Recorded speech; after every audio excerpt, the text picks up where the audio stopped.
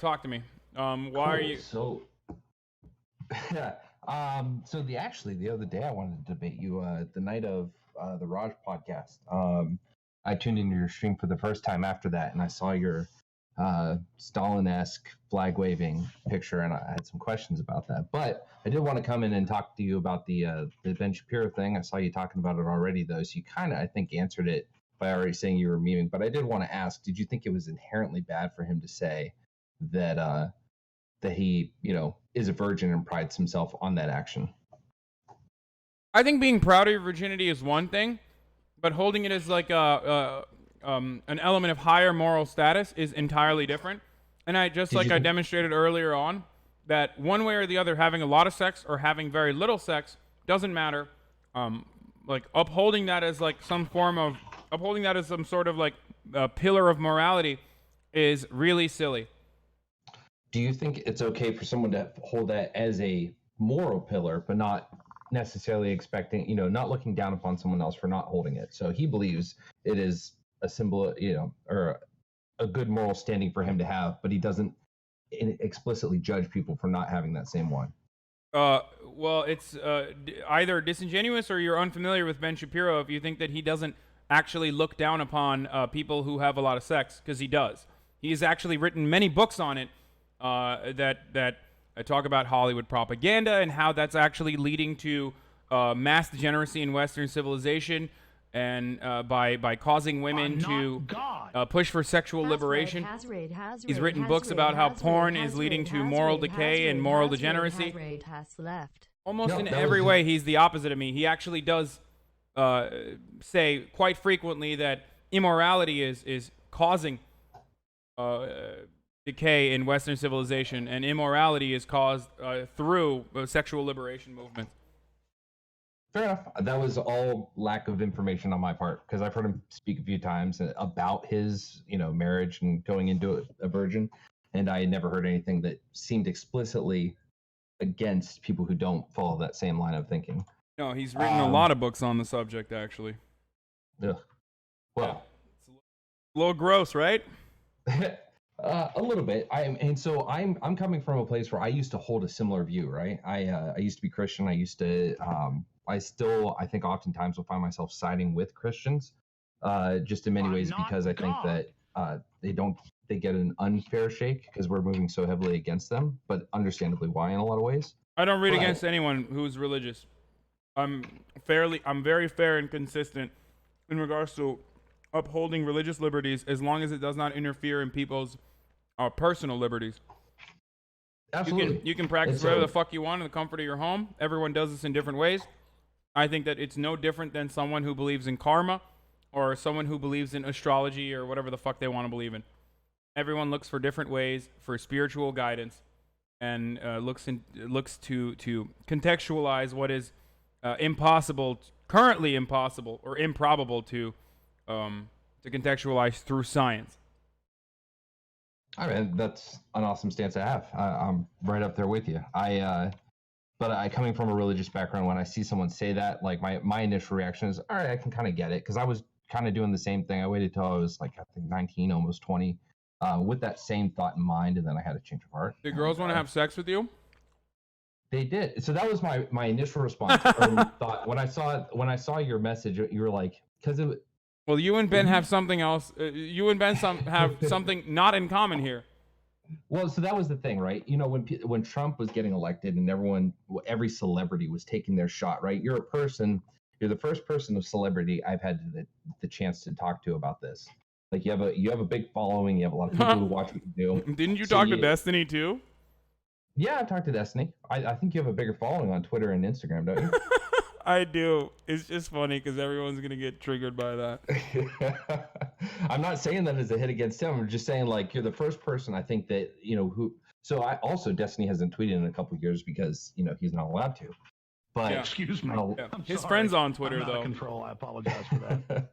His friend, right? But so you, no, but anyway, so seeing you respond to something I've always thought when I see celebrities respond to someone like Trump, right?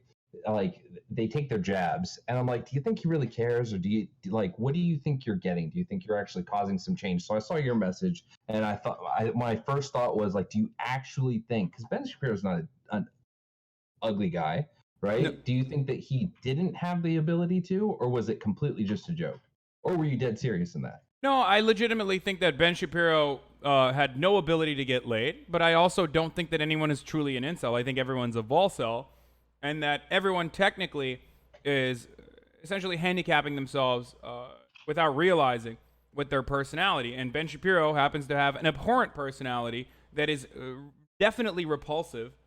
So yeah, I do think that there is no way that people wanted to have sex with the guy who was probably writing essays in high school about how the Civil Rights Act is actually a violation because it's the nanny state overreaching private enterprise. You know what I mean? Yep, absolutely. So that was my initial reaction to that. Not necessarily that you were hating on people who did do that, but more just, did you really think that he was that way, or I get it. Yeah, I legitimately don't think that he's ever had the opportunity to get laid when he was Got younger. it. But okay, All so right. here is the 40 chess 500 IQ move though. There is no answer to that. If Ben Shapiro answers that because because it got a lot of traction, I knew that like it would get a lot of traction. I assumed that Ben Shapiro would have to answer it in one way, and there's no good way to answer a statement like that. What is he gonna do? Be like, no, as a matter of fact, plenty of people on Birthright wanted to suck my dick. Like, you know what I mean? So Oh yeah, no, so he that's can't why I respond wanted to to it. see how he would react to it. I mean, it is funny, but I wanted to see how he would react to it if he ever did. And he didn't. And he has reacted to other stuff in the past, like, oh, who are you again? Didn't I destroy your uncle? Or shit like that, where people keep dropping, GIFs in his, in the response section to say that Ben Shapiro has destroyed me relentlessly. Mm-hmm. So, I just expected one of those moments to happen, but it would have been great. It would have been great for memes if Ben was like, no, as a matter of fact, plenty of girls wanted to have sex with me, but it didn't happen. He didn't respond to it, which No, makes me sad. the who are you is the only way he could have gone with that without some serious I mean, he's backlash. done that 4 times now, and we all know he knows who the fuck I am. So, so it's like good the first time. It's not. It's like okay, maybe good the second time, but the third time you're like, oh, that's the only rebuttal that you have, and you're just It's like trying to get people to. You're just farming the reactions there. Right. Well, I mean, when he has a fan base like he does, but at the end of the day, though, you still have what 200,000 followers or something like that. Like it's Yeah, I hard mean, to just say, oh yeah, you're a nobody. yeah, I mean, he responds to much smaller people. Like David Cleon is much smaller than me. I love him. He's a friend of mine, but he responds to people all the time. I had to Anyway, Google David Cleon. the person he was So- responding to about the virgin thing. Okay, got it. So I'm going to ask a question. It's not meant to be antagonistic, but it does Excuse me. come from a I'm place of sorry. sincerity. I'm out of control. I Um, apologize ahead. for that. So, if someone were to go on Twitch and they were to use any kind of allusion to Nazism, it would. There's no way you can do it, right? Like even in a joking way, there's no possible way you have yourself drawn as an avatar with a brown shirt and a red armband and the Twitch logo or something like that, right? Like you just can't do it. Not going to happen. Yeah. What is the difference between that and the banner that you have at the starting screen when it's I think with the anthem, and you correct me if I'm wrong, but the anthem, the colorization of the photo, you looking like a young Stalin, it does allude to the Stalin era of Soviet I'm Russia. not God. What is the difference? Okay. So there are many different significance. There are many significant differences between Nazi ideology or fascist ideology and communism or socialism, for that matter.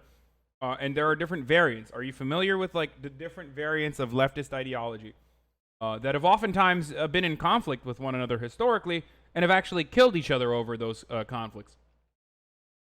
Well, let's Probably start not. there. I think when evaluating this, I thought more of the actions of the Communist Party during that era of Russian Yeah, history. no, I am. If you were to watch my show, you would be familiar that I am not a fan or fond of Stalin at all, and talk about a lot of the things that he did that were terrible. But having said that, I do have tanky fans for sure.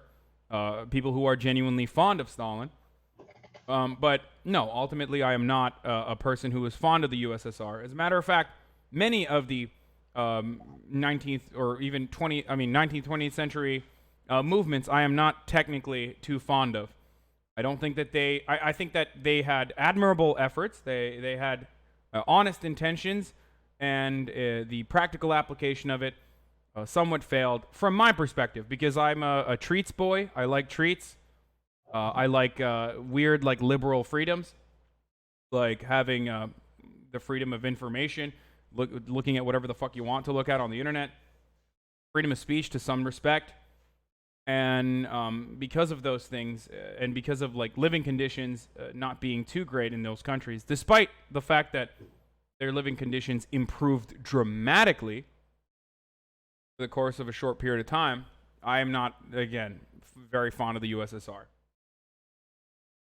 Right, and I do know that the so it's not necessarily, I guess, that you're fond of the USSR, because I mean, I don't know that, and I'm glad you clarified that. It's not the idea that you're fond of it, and I do know that there are differences in the approaches to atrocity that the Nazis took, the basis for their doing what they did and who they did it to, nationalism, white nationalism, and all that, versus the Soviets that did it for political reasons, take control of the country, keep control of the country, keep the party in power, etc. Oh no, I would love that. I would love, not from like a vanguardist perspective, but I would love for I would have no issue with a socialist party. As a matter of fact, I want a socialist party to take over the American government. I think that would be great. Not a single party, I mean. I wish the Democratic Party would actually be more socialist, for sure. But therein lies the distinction. Communism, or hammer and sickle, is the final evolutionary stage, and some people disagree with my perspective on this, but communism is ultimately the goal that we should be arriving at, which, when you ask many people, they don't disagree with it. Similar to Star Trek, a moneyless, classless society. This is a goal that we should be advancing towards. And I don't think that's part of the reason why I don't have a problem when people associate me with communism, despite the fact that I'm not a communist. But would you disagree with that? Don't you think that a borderless, stateless, classless, moneyless society would be beautiful, and that is something that we should work towards, where robots take care of all of our needs and we are free, truly free, to pursue things like intellectual endeavors or progress? Don't you think 100%. That's great? I am an avid capitalist, and yet at the end of the day, there are certain social aspects that I believe that we should really, lean towards, regardless of being conservative or not. But I do believe that the end stage is that there is too much automation and there are too many people. And at the end of the day, we have to take care of those people. We have the means to take care of those people through automation, robots, etc. We've learned enough about the environment to learn how to, keep it stable, to feed everyone and whatnot. And at the end of the day, no one will have anything to do except to progress science, art, literature, etc. I 100% I agree with you. I just don't know if, I think when I view communism, I believe it's the push for that ahead of when we're ready to do that successfully, without it turning into what communism has been shown to turn into. Well, technically, that the reason why people say that communism has never existed is because we've never had those distinctions, and that is, or at least according to the Communist Manifesto, that is exactly what communism should be. Is when after a socialist interim period, the state essentially evaporates because it is no longer a necessity.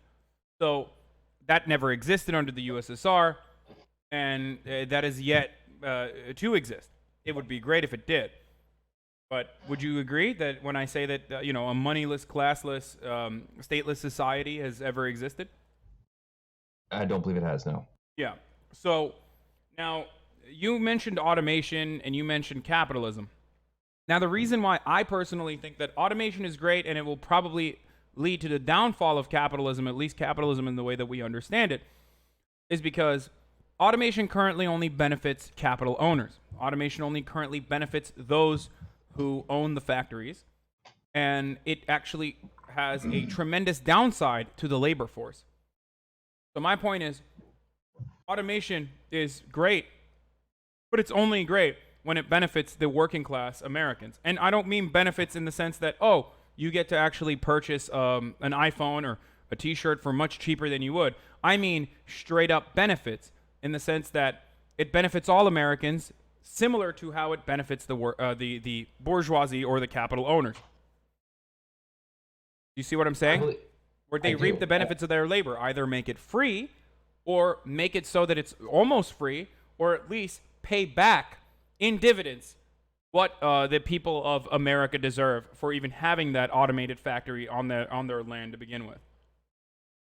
I agree with the idea. I think when it comes to automation, so I've always had the idea that automation is going to come. Like someone said in your chat, it's not new. No, it's absolutely not. But it's progressively getting better and better in the sense of more advanced technology, which can be an amazing thing. It will be. I think it will be. But now, the side note for a second, I don't know if I'm a centrist. I'm still trying to figure out where I'm at. I've had a huge evolution in political belief over the last 4 years now, I think. Yeah, it started about early 2015. I used to be a very, very conservative person. I've changed a lot. And I took a test the other day that I don't know how accurate they are, but it was that the 4 different political spectrums. What is it called? They call it the compass, I think. Political compass. And I tested at a liberal, what's it called? A libertarian socialist, like left corner? Yeah. Left bottom corner? Yeah. Yeah, that test says everyone's that way. Okay. So but I know that I have gone from conservative. Like there are a lot of different things that we can go into that another time. But one thing that recently changed. So to say that, I don't know if I'm a centrist, but I do listen to Joe Rogan all the time. And I heard the David Yang podcast, and I think I never thought about universal basic income until the idea that down the road, we're going to have a bunch of automation, too many people can't work, et cetera, like we just talked about, and they're going to have to be taken care of. But when he brought up, how communities that are, that are in a bad state could be benefited by universal basic income, how it could affect crime rates and poverty and all these other things. It's something that, and then he talked about automation too, and his projections for when automation is going to really impact the workforce completely changed my mind. 100% down with the idea of universal basic income. I don't know how it gets implemented. I don't know the right way to go, but I do believe that there are going to be a number of people that the government just needs to take responsibility for and take care of. Okay, let me ask you this. So when Andrew Yang describes the dystopian future that is already here in some respects, and you agree with him, what do you think is the root cause of all of those problems, though? Oh, I don't know. I necessarily so the majority of the conversation that he had revolved simply around automation, putting 30% of the workforce out of work and them needing to be taken care of. And that's the real only takeaway I had from that, and that's what I agreed with. The idea that, okay, if we see that huge negative impact, I don't know if the economy will capitalism, go in a way that takes care of them, that some new submarket grows, those people get well-paying jobs and everything is fine? Or do we need to step in and take care of them because that's a huge part of a giant labor force in the United States? So a similar thing happened with outsourcing and with labor shifting overseas, both to China and also Mexico as a consequence of NAFTA. So what happened to the American labor force in the aftermath of those decisions was devastating, and I think you and I both agree. We see it. We see the outcome of that in Detroit and in other areas in the Rust Belt where these communities that were once growing and blossoming and were active consumers that participated in the American economy in meaningful ways are now devastated. They're empty shells of what they once were. And the reason for that is because the labor force shifted over to overseas because it was cheaper there. It was easier to exploit Chinese workers and Indian workers than it was to exploit American workers with strong labor unions and labor force protections. Now, the similar thing that happened there will happen once again with automation. If these workers actually owned their own labor, if they had any sort of autonomy, if they had any sort of agency over the things that they create every single day, then this would have never happened. Right? Can you give me an example? Because I think if you're venturing into the territory if of... a capital owner asked its workforce, hey, should I move this factory over to China? I will be making a lot more profits, but you guys will all lose your jobs. What do you think the workers would say? Obviously, no. And for my background, before we go further on this topic, I come from I had a steel worker grandfather, an auto worker grandfather, and an auto worker father. So but I do have Wait, what do you have? opinions that would... Oh, okay. I thought you said you had 3 grandfathers. I was like, damn, real progressive. No. I was like, No, fuck, you had 2 gay granddads? Hell yeah, brother. Right? No, but that's where I'm coming from. But I do have opinions that would that diverge from where you would think I'd logically go on that. So as we proceed in this topic, I want to give the background that I'm not ignorant to the effects that has. I came from Lordstown, Ohio, Youngstown, Ohio area, so I've seen. Okay, there you go. Yeah, exactly. So you've seen the devastation that the labor force shifting away to China has caused areas like that, right? Yep. Yeah. So my point is simple. When you have no ownership of capital, and the entire system is designed to ensure that you have no ownership of capital unless you go above and beyond and you're lucky in some crazy way, and you actually achieve something that most people will never achieve in multiple lifetimes.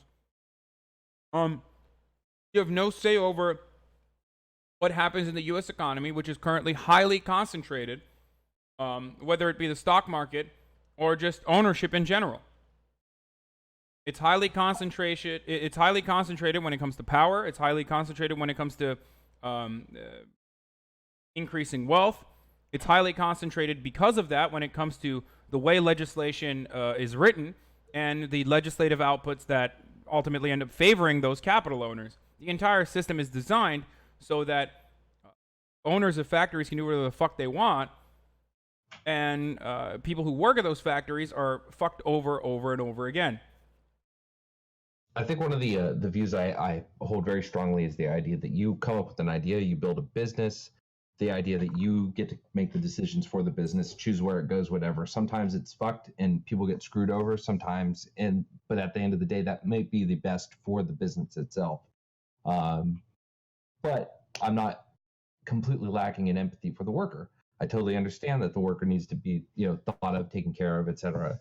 And it's not an easy decision, right? Like every time someone says that a company moves overseas, I don't just imagine a boardroom full of cold white men that just say, fuck these guys, we're going to go over there because it keeps our profits up and might actually boost it about 10 million a year, right? Like, wait, what do you think they're thinking outside of profits and increasing shareholder value? I'm not saying they're not thinking about that. I'm just saying that I don't think it's a cold calculating decision. If you're beholden to shareholders, at the end of the day, don't you have a fiduciary responsibility to make the best decision for the shareholder? You are talking to someone who's not necessarily a capitalist, so right, I think the concept of a fiduciary responsibility is abhorrent when considering the fact that the stock market is, again, that same concentration exists within the stock market where the top 10% of wealth own 84% of the stock market.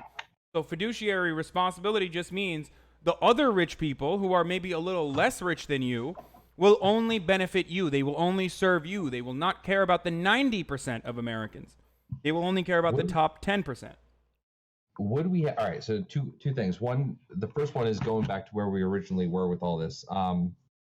Is there data on, I guess, so back then, my dad got the job at General Motors because my grandfather worked at General Motors. They're very coveted jobs in the Lordstown area, Youngstown area. So that happened.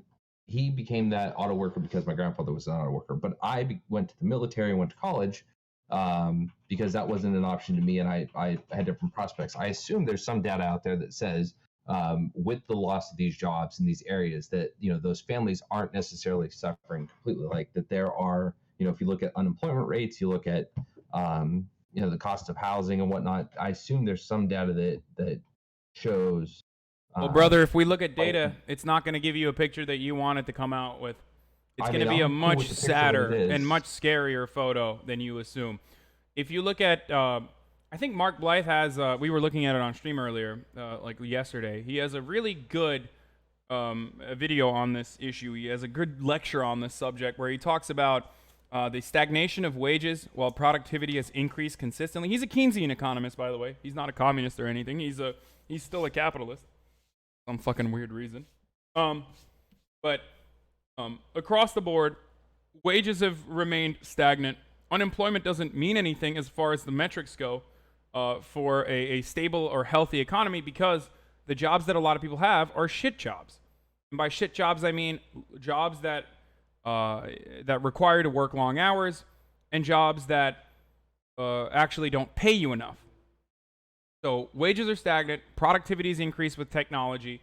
On top of that, big ticket items like college education, like healthcare, like a car, or especially housing, these things that are necessary for you to survive, basically, have become incredibly expensive over time. While consumer goods, cheap consumer goods like cell phones or t-shirts, for sure, have gotten cheaper to create. So it gives you the illusion that your money has more purchasing power, and yet at the same time, your money literally does not have as much purchasing power as it once did. That is the reality. So is it saying that because like one second, I have to take that. You got like a Motorola phone? What the fuck? No, a Samsung. I do on call 3 nights a week, so I need a really annoying ringtone.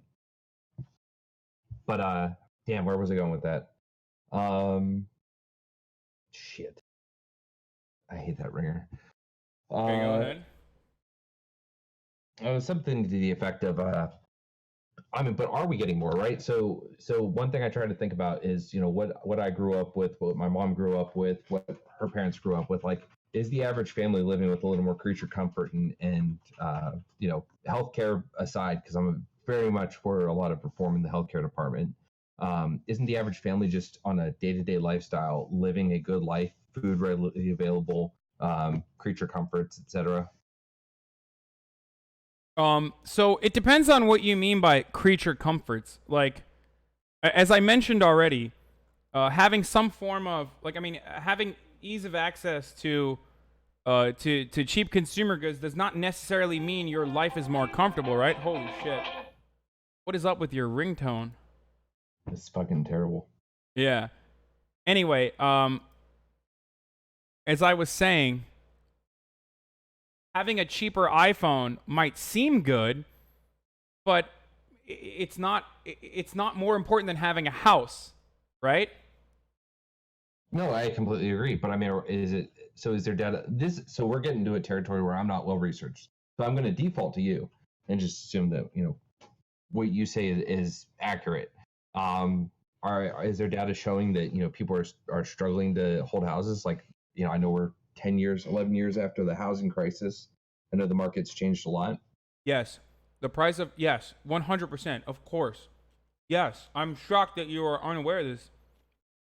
I don't, yes, buying a house is much, much more expensive now.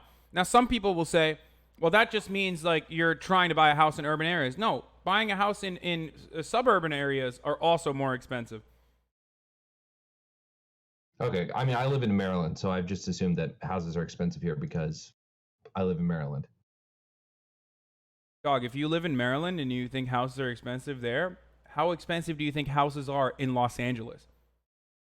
I mean, I've heard of some houses that are about as big as my my first floor being $1 million. But then I just think, oh, that's Los Angeles, right? Like that to me, that's the logical step. Is that's Los Angeles. It's just really expensive. Yeah, it is. Prices of housing has increased all around the country. And anyway, it doesn't matter because it's almost impossible to raise that kind of capital to purchase a house. It is incredibly difficult when most Americans are living paycheck to paycheck. When 40% of Americans have when 40% of Americans don't have $400 for emergency expenses. Oh yeah, there was a statistic released a while ago about paycheck to paycheck. Yeah. That was So how do you expect people to actually save enough money when they don't have consistent jobs, when their jobs require more of them than they have ever required before, when there's no legislation that protects the labor force in a meaningful fashion, when people are getting pushed to the edge every single day, working shit jobs where their bosses are successfully successfully forcing them to work long hours in the day while paying them as little as they possibly can. look at this badass spaceship. And then they they can't even buy a fucking house. They have no security. They have no comfort. They're anxious about their futures. And then one side is constantly telling them that it's actually the immigrants' fault and it's the black people's fault, or it's that they just can't grab their fucking bootstraps hard enough. Right. And the other side is like hyper focused on, how much Raytheon is woke now because they have like 7 gay board members or something, even though they're still consistently aiding and abetting foreign dictatorships in genocide. Wait, I'm sorry, real quick. That's a Raytheon thing? Like, that's not just a joke. That's actually. I'm memeing halfway, but like, yeah, the Human Rights Watch, I believe, offered Raytheon a humanitarian award. Gave one to Jeff Bezos too. Hey, can you hear me? Yeah, I can hear you. Sorry, my internet just shit. Sometimes I'm memeing, just so you know. I mean, like, I'm memeing off of like real life events. No, but was the Raytheon thing real? No, they gave one to Human Rights Watch gave one to Amazon. I'm looking at who else they gave to, but I'm pretty sure. Oh no, they did. They gave. Yeah, I'm right. Yeah, Human Rights Campaign honors Raytheon for LGBT equality. Well, there you go. I wasn't even exaggerating. I just wanted to make sure that I was. They gave one to Amazon. I remember they gave one to Jeff Bezos, but then they also gave one. Human Rights Campaign gave one to Raytheon for best place to work for lesbian, gay, bisexual, and transgender employees. Snaps for my sisters. Congratulations, Raytheon. Meanwhile, their Raytheon-made bombs actually bombed a Yemeni a school bus, killing 30 children. It wasn't Raytheon's decision to do it. Like, weapons of destruction are going to be made. Like, we could talk about the military-industrial complex. What do you mean? Raytheon's tracking defense. Systems are guiding that missile. You understand that, right? Right, but when someone purchases a Raytheon missile, yes, when someone purchases a Raytheon missile, it absolutely is Raytheon's responsibility. Yeah, sure. The United States is the one who is offering Raytheon up and selling Raytheon's missiles and therefore their guiding systems. But that doesn't mean that they can't fucking actually fight back against that. If you owned a business and your business was aiding and abetting Nazis, I'm sure you'd be like, hey, Nazis, you're not fucking welcome here anymore. Okay, so especially if they were Nazis who were killing people, right? So how do you feel about every military member that voluntarily enlisted and then was deployed as demanded? I see the military as a jobs program, and unfortunately, it's a very violent jobs program that engages in imperialism. I think I have tremendous respect for veterans who go through that entire process and come out and realize that everything that they did was fucking awful, and not necessarily for protecting any meaningful freedom. And I understand that the military is exploitative of the poor. Specifically, people who have no future, and they're predatory in the way that they go into poor neighborhoods and dupe fucking young children in high school by telling them that you can, put a down payment on a fucking Camaro if you go and sell your life away to the U.S. military to go kick down some fucking doors in Iraq and Afghanistan and maybe murder some brown children. All right. So first of all, 2 things. The first thing is that if you've ever talked to anyone in the military, one of the first things you're ever told is do not go buy a car. Like, maybe the recruiter's saying that, but there are people advising against that. Do not buy a car, because you go in and there's a lot of jokes about a first you just got out of boot camp buying a brand new fucking Mustang. Like it happens all the fucking time. I know that's what I was. Um, That's what I was referencing. It happens frequently. I know that it's not like. But they're told not to. They're told not to. They get punished for it too. They're told if you do this without consulting your command first, so we can talk you out of it, you will get punished.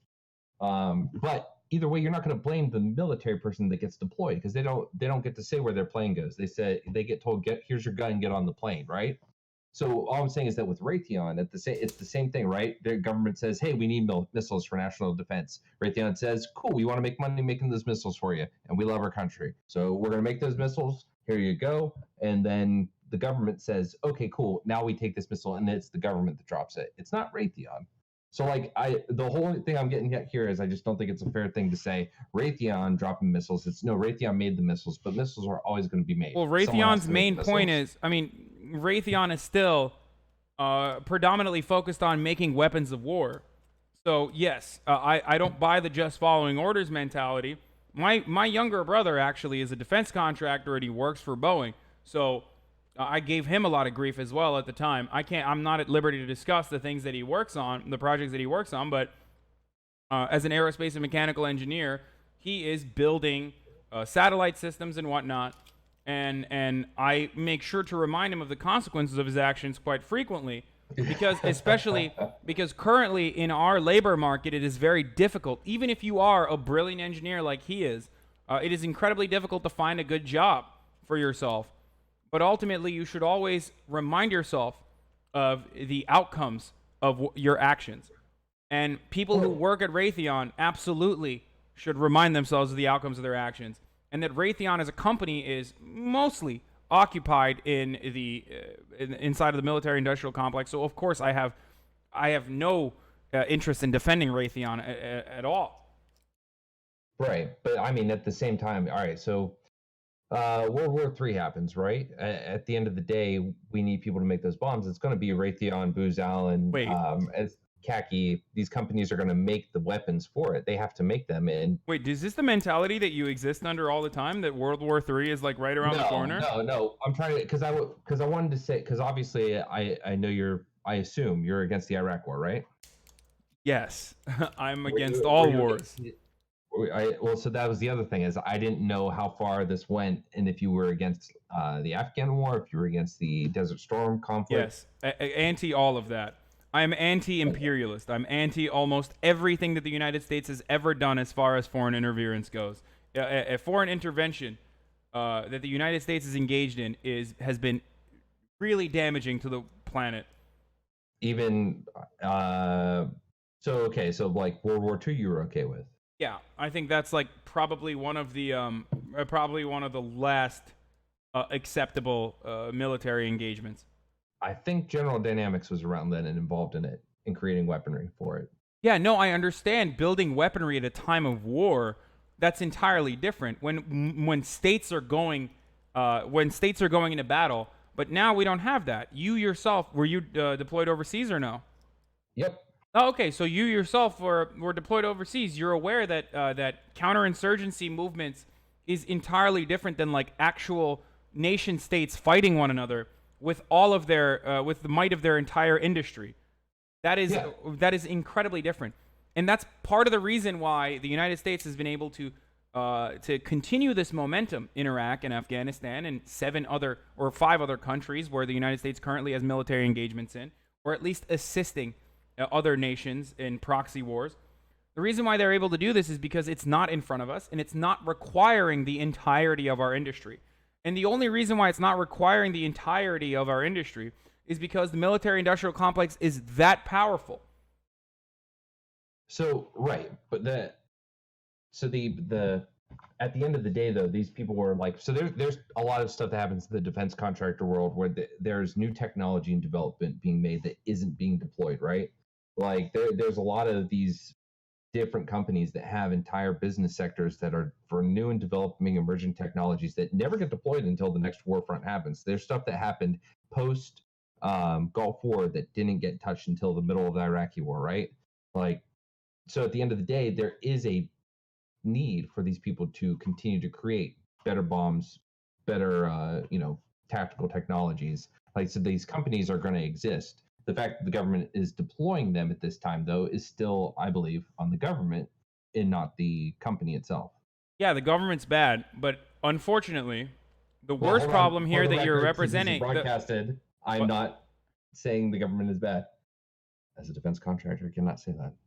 Okay, but the government is bad, and you can openly state that, especially in America, where the government is really bad, but for some reason we still have freedom of speech and we can say that the government's bad, as long as you don't actually reveal anything that is too damaging, in which case you become a whistleblower and they will definitely throw you in jail and torture you in solitary confinement for the rest of your fucking life. But anyway, so back to the main point that I was going to mention. It's mostly capitalism that you're upset at. Like building military technologies for defensive purposes is not necessarily something I have as big of a problem with as I would in regards to the constant churning of new technology that has to be sold somewhere. These companies not only create technologies, develop technologies, but then they also sell it to someone. They have to sell it to someone. Otherwise, it just sits there in a fucking graveyard. So they sell it to insurgencies that end up suspiciously becoming our enemies after a couple years. At first, they're the enemies of our enemies, and then they're no longer our friends. They are our enemies once they also gain enough momentum and build enough, manpower and have enough backing, like structural support from other nations or whatever, to finally become an actual threat that the United States has to deal with. So this is the ongoing cycle of violence in the Middle East. Destabilization, violent military groups that we've already, or like rebel groups that we've actively armed and offered structural and material support to, become our enemies later down the line a couple of years after. We saw the same thing with ISIS. We saw the same thing with Al-Qaeda, which were the Mujahideen that Reagan offered a lot of support to. And it's going to continue to happen. And my perspective on this is it's going to continue to happen because the military-industrial complex is a gigantic nation state in of itself, interested in the continuation of warfare so that they can continue to sell weapons and continue to justify their existence. So as someone who has benefited greatly from the military industrial complex, it's a conflicted feeling because it's not just my life. I see how many other people I know that, have their entire existence. And I think I saw you say this on a podcast one day. It is a jobs program. It doesn't just stop at the military. A lot of the military then become defense contractors, and there's just a huge part of the U.S. economy. Just families in general. Let's take it down to the human level. People that get their livelihoods from these companies. So it's hard for me to say, explicitly like these are evil and be done with them. But at the same time, I do look at the past. I do look at mistakes we've made. Afghanistan, Iraq. I've known the history of Iraq for a long time, and that's, we are partly responsible for how that went. Iraq could have, there's. Can I ask you something? Go ahead. Do you recall in the beginning of the conversation where I said that the United States military-industrial complex and the Department of Defense is actually a gigantic jobs program, but unfortunately that jobs program is dedicated to murdering brown children overseas and continuing imperialism? Why not focus all of that economic power that we currently have to rebuilding our infrastructure, focusing on technological improvements that will save the planet? That was my main point all along. I think that it's great to have a gigantic jobs program. I obviously am a leftist. I believe in that. But what I don't like is that jobs program, the only output of that jobs program is devastation and violence at the global scale. You don't see any part of it as deterrence of peacekeeping? No, I don't think that there is such a thing. I don't think that the United States military actually engages in peacekeeping, unless you mean peace that comes in with the crushing, oppressive, authoritarian control at the top that the United States is engaging in every single day. There is no peace. We've never actually had a peaceable mission that I can recall ever. I mean, whether it be the numerous coup attempts that we've engaged in Latin American countries, where we've destroyed, destabilized Latin American countries because they dared implement democratic socialism, or the entirety of the Middle East, which is a gigantic mess right now for similar reasons. I think we've done a lot of bad in the Middle East. I will say that it's hard to be against the Desert Storm campaign because it was quick and just we were in, out. We didn't do anything long term, and we just repelled someone that was trying to pick on a neighbor. Are you familiar with Highway of Hell? I'm not. Okay, it was a bombing campaign that was actually illegal. Where the American military bombed the shit out of retreating forces, or Highway of Death, not Highway of Hell. Sorry, Highway of Death. I fucked it up. So no, we still did Something a fucked up was done. what? Something still fucked up was done. Not just something. That is just one. That is one of the more famous events that occurred. So my point is, all war is usually unjustifiable, and the United States military conquests are absolutely unjustifiable, including the short and sweet one that you just mentioned. And I could just give you top dome like one war crime that was appalling.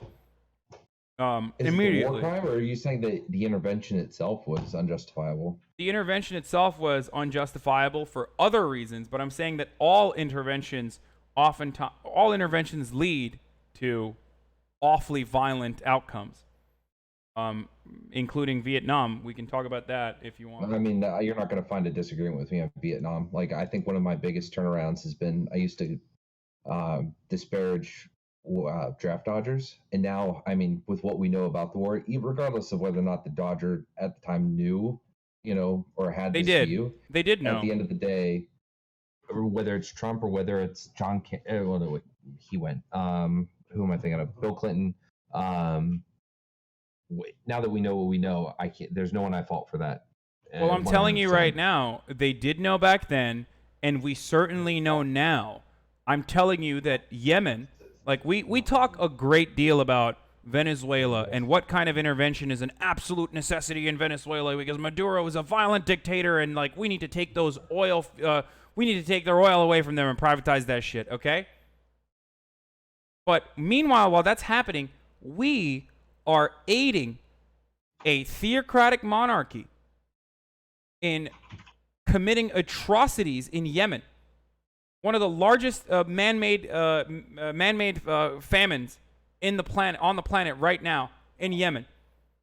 And that blockade is aided and abetted at every single step of the way by the U.S. military-industrial complex. And if you ask Donald Trump what the fuck is going on, and he has vetoed this, by the way. I mean, Bernie Sanders led a bill in Congress to stop aiding Saudi Arabia, and I think it was also about implementing some sanctions on Saudi Arabia until they scaled back their warfare on Yemen. And Trump said no, but we are responsible for it. When you ask Trump why he's doing this, he says, "Hey, well, they're paying us $10 billion in weapons. They're gonna go and buy it from someone else, folks." I mean, I don't agree with that. Like, I mean, I agree with you. Like, in your view on that, I'm not against criticism of things the government does, things the military-industrial complex has led to. I think where we got down this train of thought just was the idea that the maker of the bomb is just as responsible when, at the end of the day, the maker of the bomb isn't making it explicitly for the task that leads to a bus getting blown up. Yes, So a bomb is always to kill people. A weapon of war is always created to kill people. It's a bomb. But it's not. Oh, I'm gonna hate myself for doing this. What was it called? Zyklon B? Was that the gas from the concentration camps? Yes. When that was made, B was made explicitly for that. The smell was removed explicitly for humans because it was made intentionally smelly. But Zyklon A, it was made intentionally to smell like that so people would know to stay away from it. B was made specifically for the extermination of people. And from that, if you were in the factory making Zyklon B, you are explicitly responsible for contributing to what that was used for. End of story. Like, there's no question about that. But when you're making a bomb for the U.S. government for no particular strike, and then it strikes a bus, I don't view that company or the group of people who made it, the person who designed it, or the person who even acquired it, as responsible for blowing up that bus, because at the end of the day, it was a bomb made for national. Wait, why is it any different? It's a Because bomb. Zyklon, There's no. it, There's. well, so I think the difference between you and I is I believe conflict is going to happen, and you need tools for it, and you are against any conflict. Well, not only am I against any and all conflict for the most part, I think that that kind of understanding leads to more violent conflict all around the world. If The we idea that treated conflict is we gonna treated happen. other nations with the dignity that they deserve by virtue of being a nation state alone, we wouldn't have these conflicts. I mean, look at what we're doing with Iran right now. Virtually every think- single neocon has been fucking foaming in the mouth, trying to justify some military intervention in Iran, okay, for the past 10, 15 years now. What did we do? There was a gigantic peace deal, a gigantic treaty that Barack Obama, I think it was like consequence of like 12 years of deliberations back and forth. A peace deal was a denuclearization agreement was set in place. Donald Trump not only said we're no longer doing this deal and gave virtually no reason for why we're not doing this deal, and he said that if Iran doesn't abide by those deals, we're gonna implement the worst sanctions that they've ever seen. And then they did. They made it so that every single country that deals with Iran now, a nation state with millions of people living in it, that any country that deals with Iran will get financial punishments by the United States. And they didn't even do anything. The UN, if you ask the UN investigators, they're like, nope, they're abiding by the peaceable, the denuclearization agreement. Still to this day. And the United States continues to increase pressure. They just moved the USS Abraham Lincoln over to a strategic position in the Mediterranean, so that in an effort to start flexing their military might. It's disgusting. What the fuck is Iran supposed to do? I want them to fucking enrich uranium. I'm gonna keep it 100% real right now with you. They deserve to fucking have nuclear warheads. I said it. 1000%. There is no other way that a nation state can have any form of autonomy in this day and age when all of the other countries in the Western world have nuclear warheads. The fact that the fact that the United States can behave this way, just like they did with Libya, and just like they're trying to do with North Korea, and just like they're doing with Iran right now, is because they don't have a nuclear warhead. I agree with the idea that if you have a nuclear warhead, you have a hand worth sitting at the table for. I agree with that. I also have a very different opinion. Got it from Joe Rogan's podcast, by the way, on Iran. You know, Iran, I for a long time was viewed as an enemy, but then the Anthony Bourdain show, Parts Unknown. He went to Iran, got a sense of what the people were saying. I was like, oh, okay. You know, it's obviously we're a little misled on how these people view us entirely, right? But with the Joe Rogan podcast, this guy came on and he said Iran gave us some information about Osama bin Laden. They gave us some maps. This guy who had been having like day-to-day conversations, tea every day at noon with someone from Iran. They were discussing U.S. relations, and the guy that was just looking really good for the outlook of our country with theirs. And the next fucking day after they gave us all that information and agreed to help us in Afghanistan, Bush comes out and gives the axis of evil speech. And it's that, like, I'm completely okay with criticizing the way our government is interacting with that country. I don't believe we should. Are you familiar with why Iran? Now I'm saying Iran. Are you familiar with why Iran? Are you familiar with why Iran is a relatively religious dictatorship light country right now? I mean, Iran, Egypt, Turkey, these were very modern, very progressive nations if you go back 40, 50 years ago. To 40, 50 years prior. Fucked it up when I think we are the ones that fucked up. Like, Iran used to be girls out there in mini skirts and all that in the 60s, right? And then we helped the wasn't it what the Ayatollah? Yeah, because they dared to nationalize their extraction industry, just like Venezuela did. So that's the point. Maybe. Am I saying Iran? Yeah, you keep saying Iran. Iran. Yeah, Apologies, we fucked it up. We fucked it up, and then it became a giant problem, and now we have to deal with it, even though it's not even a fucking problem. I mean, but even within the government, like that view is held. Maybe not at what makes it What are you public or gonna if say? it They say death to neoconservatives. America and burn American flags? No. I'm talking about like we fucked up. Like I know, but we people that keep I fucking up. So yeah, hindsight is 2020, but there's plenty of people with foresight telling the American government not to do these things that we continue to do. And after like the 700th fuck up at the global scale, one has to sit back and go, maybe we're fucking up on purpose. Maybe we don't care. And I happen to believe that we absolutely don't care. That's precisely why, if you look at all of the declassified information from past military conquests, you'll see that same attitude over and over again, with some consultants warning against military intervention and the potentially damaging outcomes of destabilization, and then generals saying, fuck that, we're going to go in, we don't care. I think I don't have enough ammunition to argue beyond this point. Well, the only ammunition you need is if you think it's justifiable that we went into Iraq, or justifiable that we went into Afghanistan, or justifiable that we do any number of things. I think Afghanistan, I am okay. Oh, no, I don't think. I, at the moment, still maintain that I'm okay with it. I changed my opinion on the Iraq war. We shouldn't have gone in. Then when we did go in, we should have done it differently. Why is it okay to go into Afghanistan? Because it was the stronghold of the people who attacked us. So because the Taliban said that they will not give up Osama bin Laden, that's why like full-blown military intervention, boots on the ground, that's acceptable? I mean, do I think it could? Don't you think there was a less there was a more cost-effective way of dealing with this problem? I mean, it wasn't Pakistan anyway. Problem.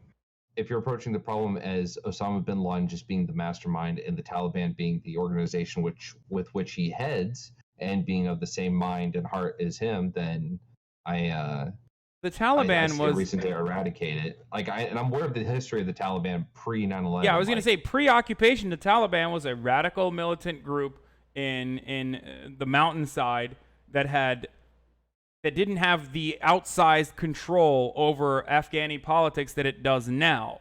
We went in and we legitimized the Taliban. You know why we legitimized the Taliban? If they were talking about death to America before to a bunch of farmers who just didn't give a shit, didn't care about America, they definitely sure as hell believed the Taliban and their death to America calls now, because once America came down with its long-ass dick and started going to these villages, bombing the shit out of the entire country in an effort to fight the Taliban, putting these people between a rock and a hard place, the hard place started looking a little bit more familiar to them. Because at least the hard place spoke their fucking language and didn't destroy their entire country. That's why the Taliban has been able to consistently increase its numbers throughout the years. I haven't followed the Taliban since I left in 2013.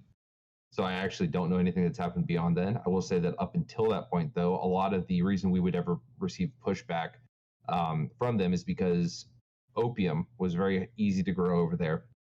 And we were trying to get them to convert their crops to things like corn and something, not opium that would fund the Taliban, that would, whatever. But that makes them more money, right? They're not, even if they do grow corn, they're not making anywhere near as much money as a village growing that shit as they are. Why do we have a say when we are the ones who already armed the Taliban, or at least Al Qaeda to begin with? Why do we have any say in what these people are building out there, or what these people are farming out there? Why do you think the United States has a say in this process? Also, I'm pretty sure that we what? Go on. To the person who says, what a load of propaganda you swallowed. I work pretty closely with some of the people in the village. I know a thing or two about how the economic operations went down there. But to answer your point, I don't think. Like, at the end of the day, it's their country to do with what they want.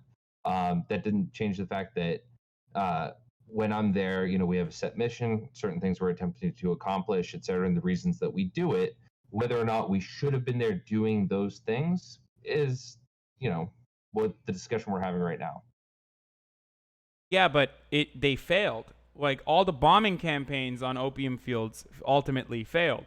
the most important part of this conversation is the Taliban was relatively insignificant before U.S. military intervention. They were a nuisance. They would bully the villagers. They would do violent things to the villagers. But after U.S. military intervention, their calls to violence against an imperialist state became legitimate. You see what I'm saying?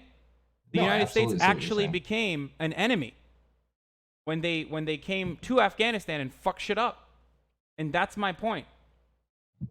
No, I completely agree with you. And to just address you and Chad, I don't think that everything was handled right. I'm just saying that of the conflicts that we've engaged in, there's a base level understanding that, hey, Osama bin Laden is the head of the Taliban. A major attack was just inflicted on us. And at the time, it seemed like the right thing to go in and remove that organization from its powerful stronghold or place of power. And that's where it was viewed as being the stronghold for the Taliban. So we go to Afghanistan, we attempt to eradicate it, prevent the threat from happening again, and capture the man and anyone else possibly responsible for the attack. Okay, so but you understand, you acknowledge that it's still ultimately Afghanistan is ultimately worse off because of military intervention. Oh yeah, no, we've fucked that place up. I know that Bin Laden's the head of Al Qaeda and not Taliban, Boomer Tanky. I'm talking about the influence Taliban had in Afghanistan post U.S. military intervention or during the ongoing occupation. That was my bad. I said I'm not Taliban, God. not Al Qaeda. Anyway, okay, so you understand that it would have been better off if we didn't do any of those things. Oh yeah, the country of Afghanistan would absolutely be better off. Okay, all right, And great. then we wouldn't have lost a lot of people, etc. No, absolutely. And Iraq they was wouldn't the have same. lost a lot of people as well. Don't forget. Yes. In the I'm hundreds sorry. of thousands. Both sides. I'm sorry, I'm not allowed to say both sides, right? No, you can say both sides. I mean, yeah, both sides. The military It's a lost a joke. lot of young men and women and American citizens, but the overwhelming amount of casualties was on the side of the nation that America was occupying. So No, I think we, in a lot of ways, you and I agree.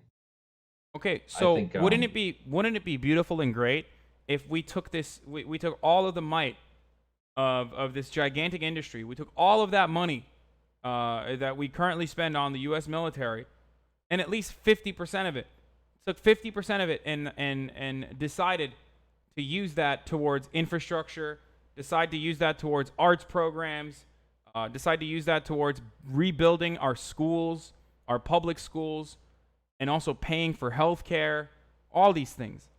It seems to me like that would be a great way to spend that money rather than continuing to engage in senseless wars all around the world that end up fucking up millions of young Americans when they come back and can't reintegrate into society. That don't even get the proper medical treatment that is a necessity that was guaranteed to them. I will say this. I have seen money spent on computer parts that didn't need to be purchased. The degree that it's kind of insane, because then you'll see certain training things get denied. But I can't say 50%. No, I will say could I see a chunk of it? Absolutely. But I also don't know the numbers that would negatively impact, the people who hold these jobs and benefit from that money.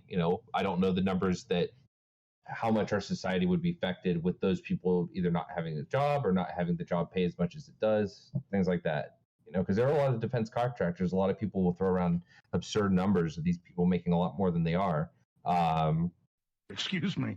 I'm sorry. It's I'm out of control. I apologize so yeah, for I that. can say that I can concede that a chunk of defense spending could be, redirected towards some social infrastructure or betterment of society. But I can't say what. I don't think it's 50%. I'm Okay, not why God. not? Why not? I said think, because I don't actually have the numbers. I don't know. I don't know what percentage of that, like say you have 100% of the defense budget. I don't know what percent goes towards just the regular pay. I don't know what percent goes to No, R&D. I but don't know what percent I'm goes not to. God. no. Take the budget still stands, but instead, let's say tomorrow we decide it's no longer the military. It's no longer like killing people. But let's say tomorrow the Excuse military me. is focused I'm sorry. on I'm out of rebuilding control. I infrastructure. apologize for that. Like the military turns into a jobs program that actually benefits Americans rather than forces them to go overseas to fucking kill people. Thank you, Parade One, for the 5 tier 1 gift subs in the community. No, you know what? I tell you what. I don't know the counter argument to that. That automatically sounds like an amazing idea. I don't know what the counter is. There a counter argument? Because you and I both agree. No, I mean I don't think there's a counter argument to it. The counter argument to it is just like jingoistic attitudes towards all these other nations that want to come out and get the United States and fucking kill us or whatever the fuck, which I don't agree with regardless. And the counter argument is that like everyone's gonna fucking kill us. Like that's it. That's the counter argument. That is the same kind of paranoia that has allowed. It's the same kind of paranoia that's allowed America to operate the way that it does. I think that it's a good idea. I don't. Because you and I both understand that the military is a jobs program. Yeah, I mean, at the end of the day, it's hard for me to think of because we're not out there like making money. Like jokes can be made about, or maybe even legitimate arguments about our interests in foreign natural resources. But at the end of the day, we're not just going over there hauling back loot like it's some Viking raid 1,000 years ago. Like, yeah, back, but you know what I mean. Yeah, like, that would be great. I could say sorry. that. I'm out of control. I apologize for that. Why not? I don't have a good argument against it. It sounds like a good idea. All right, perfect. I mean, that's for the military. I don't know what defense contracting firms and certain federal agencies that that provide sustenance for a lot of families could do in lieu of that. But I could say that the people in the military could go out and do great things. Okay, but still the question of, but the defense contractors are still operating on like our tax dollars. They still, I mean, the lights would get turned off if it wasn't for our tax dollars and discretionary spending going towards their new projects. As a defense contractor, you understand that. You are billing the government, and it's coming out of your pocket.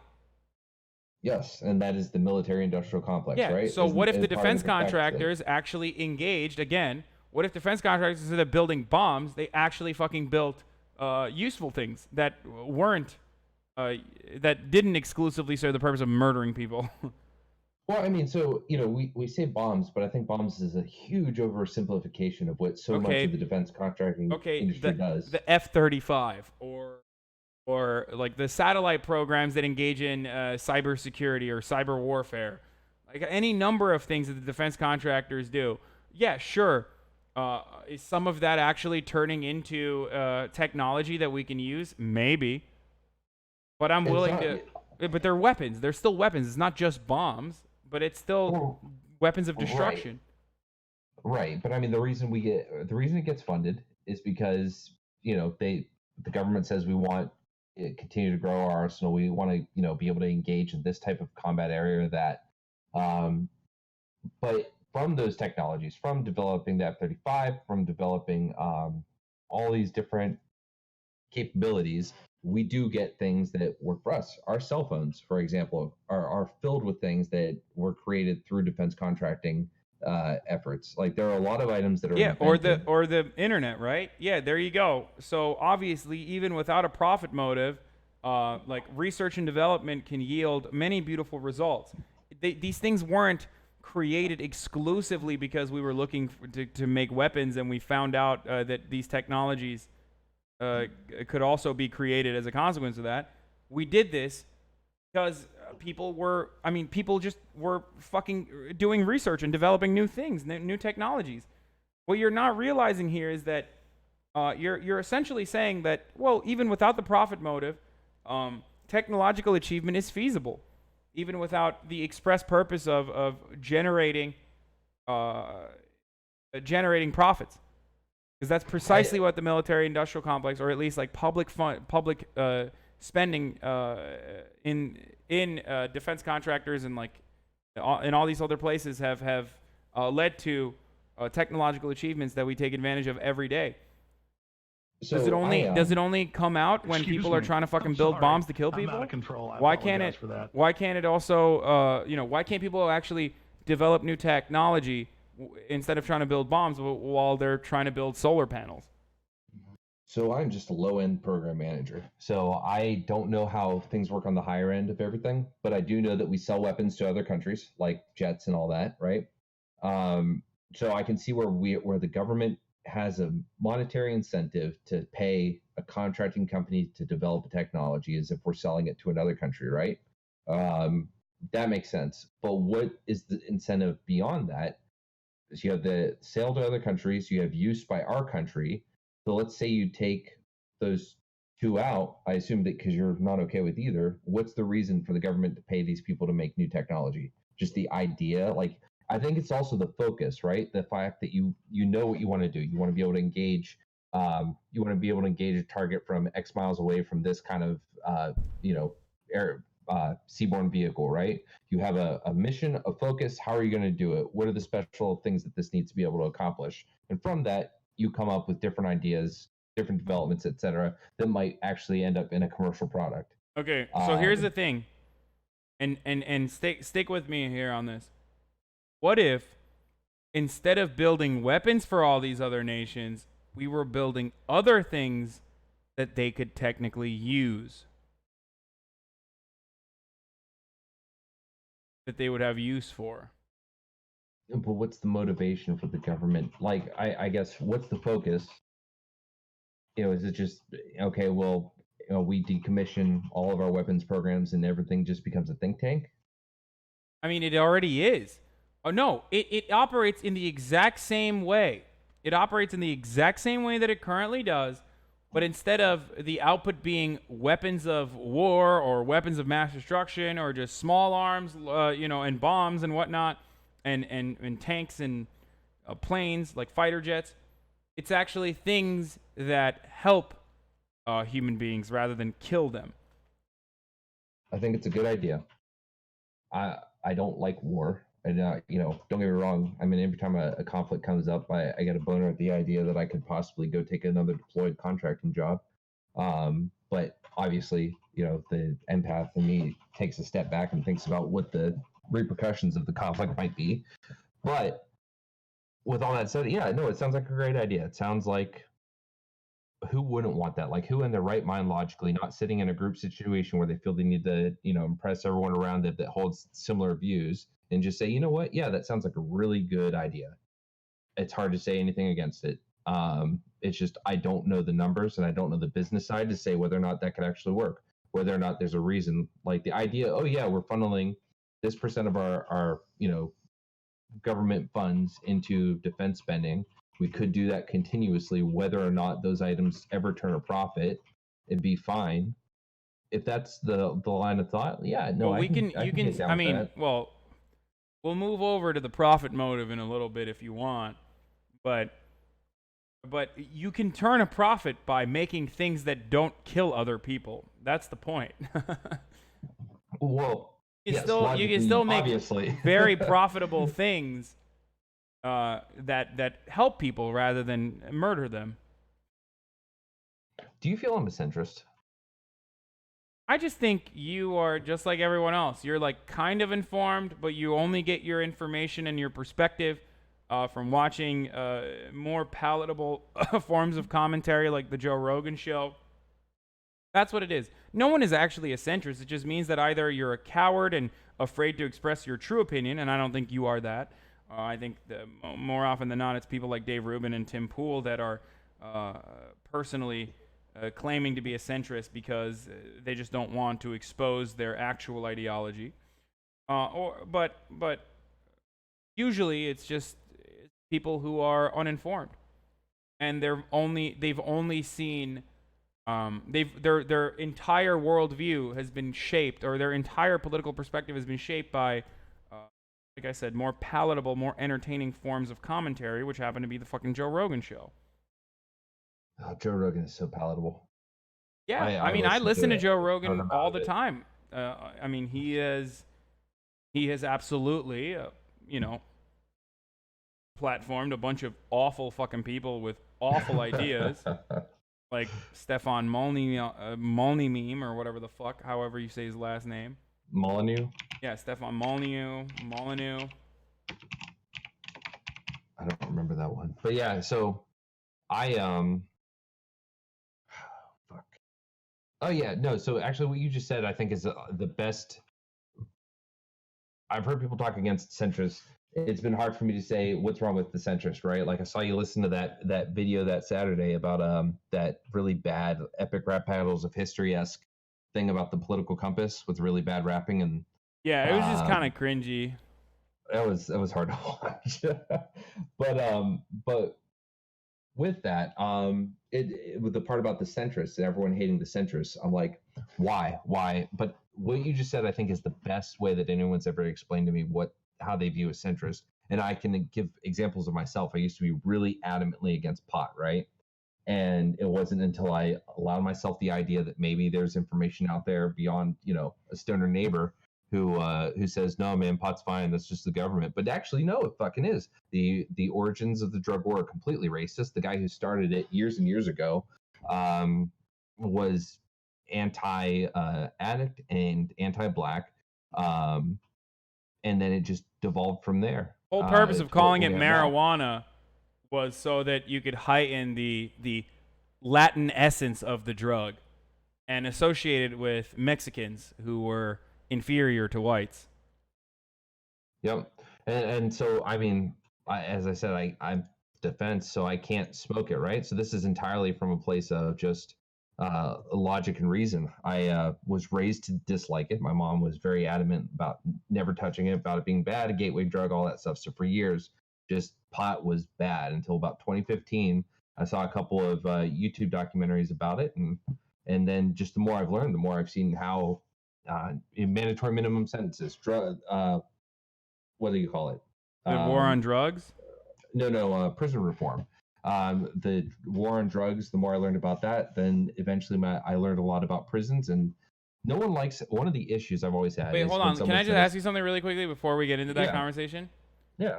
It's almost like the more you started researching these issues, the more you started developing actual well-informed opinions on it, and you no longer would consider yourself a centrist when it came to those things, right?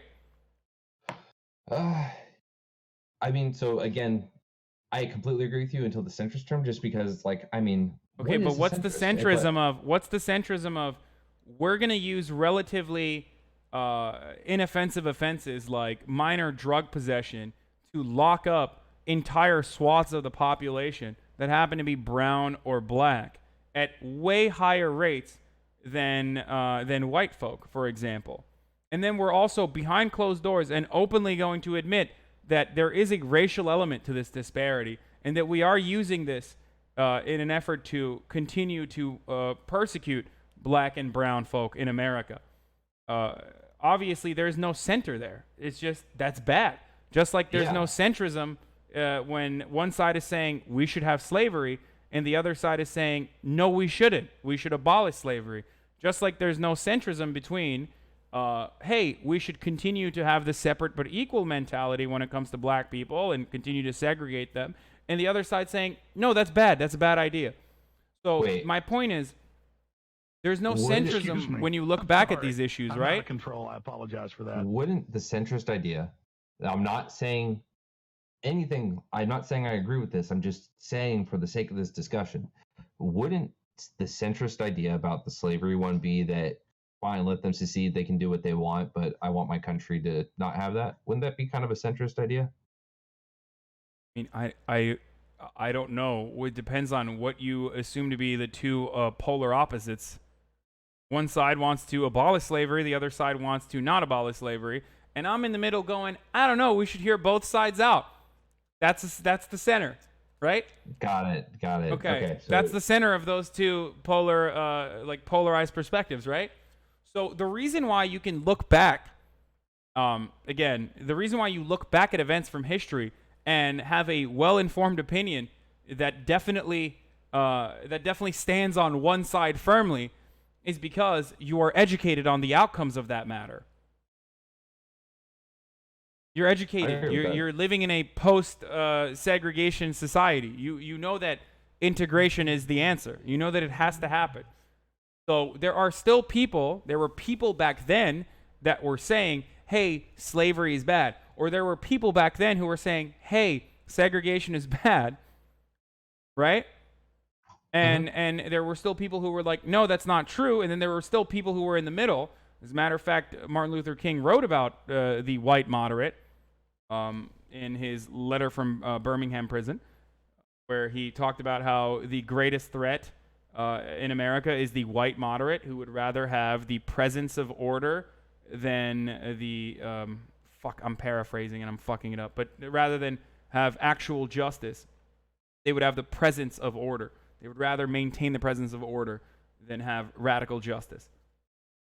So meaning they'd rather have everyone just calm down and get along than people who say the same exact things now against Black Lives Matter, where they say, I kind of get what you're saying, but I just really don't like the way you're saying it. Like, why do you have to kneel during the national anthem, for example? So this is the same concept as the white moderate in the 60s, who would say things like, okay, separate but equal, that sounds kind of good, but I don't really know, like, why are you guys doing civil disobedience all around the country? Why are you doing, like, boycotts and stuff? Like, can't we just have a reasonable conversation about this? So I laughed because I saw you share a meme like a couple weeks ago that said something about like the centrist starter kit or something like that, and it had like the Joe Rogan H3H3, and then the quote like, "I'm glad we can have a conversation about this." Yeah. Yeah, because Joe Rogan ultimately is a fairly well-off white dude. Great. He's well off and he's white, so he's not impacted in any way whatsoever by any of the things that occur. Like, he will always be better off, and his children will be better off than everyone else that he speaks to. Meanwhile, there are plenty of people like yourself, and I don't know what your financial situation is, but there are plenty of people who listen to Joe Rogan, who are dulling themselves, who are not looking at the actual problems of why their existence is getting harder and harder. You see what I mean? I do, and I think so. I made this argument to Destiny the other day. Like, have walked away from more Joe Rogan episodes with my more liberal standings enforced than anything else. Like, I actually don't think I've stepped back towards conservatism at all because of his podcast. Joe Rogan helped you get.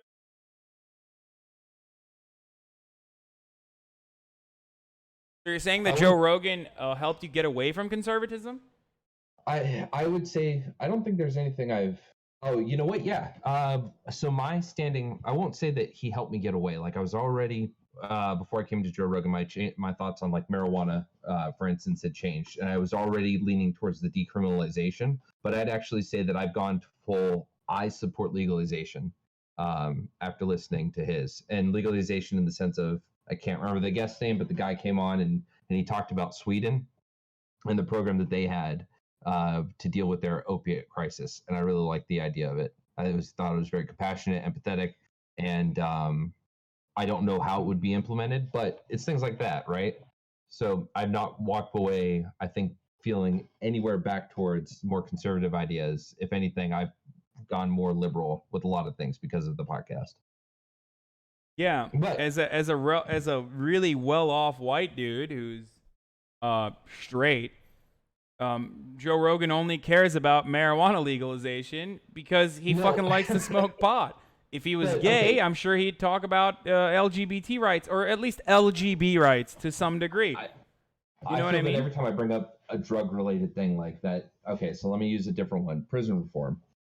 Like, prison reform or the drug war. I think the drug war is exclusive of just marijuana legalization. If you talk about like the effect that we've had on Mexico, and our interactions with that, or issues with the border, right? Wait, sorry. Like I Go could ahead. say, So can you repeat that? I could say, that listening to Joe Rogan podcast like made me have a negative view of how our country has handled the drug war, and that doesn't get necessarily traced back to marijuana. If I'm talking about how we've affected countries like Mexico, right? I mean, I guess it's a good starting point for you, depending on where you're at. Sure, like politically, I mean, and so, you are obviously way more conservative oh than, man, I'm you know, heavily conservative. and you're not anymore because Joe Rogan was relatively to your left in some issues. Oh well, now hold on. So the thing, no, see, here's the thing. I want to clarify. It wasn't Joe that pushed me over into the left. I'm saying that Joe strengthened a lot of it. Like I walked away with a lot more information from Joe's podcast that strengthened the ideas that I already held that would be attributed to the left. Drug war, legalization of marijuana, decriminalization of drugs, prison reform. Yeah, the I problem don't is when think. you stop at Joe Rogan. I mean, I'm not saying that that should be my sole source of information, though it's like you said, easily digestible, right? Like Joe brings on a very eloquently spoken, informed guest that talks about his this British guy who talks about his experience down reporting on the cartels, right? It's easy to put that on for 3 hours and just consume that content. Uh, and if I walk away from it feeling like I had a very well informed experience, I might not research it more. Sometimes I'll be listening and I'll have Wikipedia up to look up some extra things. But at the end of the day, I feel that in 3 hour time span of these people usually getting to just talk with a few interruptions from Joe about apes and pot, you learn a lot. No, for sure. It just depends on how much you knew already, or how much information, or what your political perspective was before going on to the Joe Rogan podcast, or before listening to the Joe Rogan podcast. So yes, if he is more to the center than you originally were, then sure, he has the capacity to pull you to the center. The issue is, for me at least, he has the capacity to pull people on the left to the center as well, making them more right wing, and also he has the more damaging capacity of making sure that people stay in that stagnant, conservative-leaning center. I You guess see, I on most issues, maybe not marijuana because he personally right, enjoys the consumption of it, but on most issues. right. I think that maybe it's because I'm just on a track that I'm not done moving. I'm growing continually more liberal on different ideas. That I guess my journey isn't done yet, right? I'm already Yeah, on of this course, and trajectory, and that's it's a beautiful thing that you feel this way, and you are an open-minded person from the conversation that we had there just was now. yeah, no, I like to think of it that way because at the end of the day, so okay, so here's what I wanted to get at. I don't remember exactly where we were with this, but it's hard. It was really hard for me as I was changing my views on the drug war and all that. It was very hard for me for someone to say the drug war is racist. These laws are racist because the idea that someone is implementing those with racist motives, like I also used to say though that racism is pretty much dead except for some implicit racism, but I no longer believe that. Um, but it was that idea, right? Like you don't want to believe that white people are still predominantly racist. You don't want to believe that the country is racist. You don't want to believe that people are doing these bad things, such as creating laws with racial slants to them, right? Like so, it makes it very hard when someone says, "But that is the case." It makes you feel bad. Like you don't want to accept that that's happening. Yeah, no, it does. But now imagine how bad it feels to be a black person who's on the receiving end of that, who's just trying to make ends meet, but has a shitty ass school to go to, and his entire neighborhood is still riddled by poverty and crime, terrible infrastructure, not enough teachers to fucking teach them, not enough after school programs so he can stay off the streets. And then he barely fucking makes ends meet. He's barely making ends meet and is still living in that. You know what I mean? It's probably much worse for that person, right? Than just No, thinking, "Oh wow, absolutely. the existence of this makes me feel bad." And I argue a lot of times, like I think that people's approach is how we're going to get more people to change their mind and be open to it. You know, if you go in head first and tell some rando conservative that they're a piece of shit and their views are bad and holding the country back, wrong side of history, you're not going to get an ally. Something I brought up um, the other day was if you have someone. So this guy I know, we were in the Marines together. He was working at I think a restaurant or something, and this guy called someone else a wetback. We don't know the context because he was posting about this on Facebook, but he calls the guy a wetback, and he says that he told him on the spot in front of everyone, if you do that again, I will rip your fucking arms off. Now that my friend is huge, like massive, so probably invoked a lot of fear in this guy, and I had an issue with that because if you do that, you guarantee, assume that guy is not your size, you guarantee that guy is just going to shut up, never say it again, and in front of you, right? But if you take the guy aside and you say, because you don't know, we don't know, was that guy a friend? Someone he's called that before? Is that someone that he is being, derogatory towards, and it was meant with hate and spite? If he takes him aside, even if it was meant as a joke, there's a reason to not say that, right? So if he takes him aside and he explains why, there's a better chance that that guy walks away actually understanding why he shouldn't say it rather than someone's going to get mad at him. I'm not And then the God. next time he hears it, it's going to change how he approaches it. He's going to say, hey, let me take you aside for a second and talk to you about that. And I feel that when it comes to people saying these laws are racist, this, that, and the other, circling back, when people just shout that at you, it makes it really hard for someone to absorb and then process and actually want to move forward. And that's how I felt for years with people telling me the drug war was racist. No, I know. I understand. I think that there are different people have different approaches to dealing with racist people or people saying racist things. But I'm just simply showing you the other side where if that person is constantly that person is constantly had to deal with that their entire life, and this person is using that again to dehumanize this other person, to make them out to be the stereotype that they believe he is, then yeah, in a moment of, I guess, weakness, he's going to have a reaction like that. I am understanding of that reaction.